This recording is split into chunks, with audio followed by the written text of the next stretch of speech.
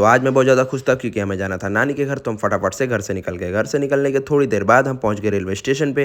Railway station पहुंचने के बाद हमने लिया वहाँ टिकट लेने के बाद हम चले गए स्टेशन के अंदर। स्टेशन के अंदर जाने के बाद हमें जाना था प्लेटफॉर्म नंबर 2 पे, तो हम सीढ़ियाँ चढ़ने लगे। सीढ़ियों को पार करने के बाद हम आ गए प्लेटफॉर्म नंबर 2 पे और करने लगे अपने ट्रेन के आने का इंतज़ार। थोड़ी देर बाद हमारी ट्रेन भी आ गई। ट्रेन आने के बाद मैंने कहा कि मैं बैठूंगा पीले वाले डब्बे में, तो मम्मी ने कहा कि हम बैठेंगे ब्लू वाले डब्बे में।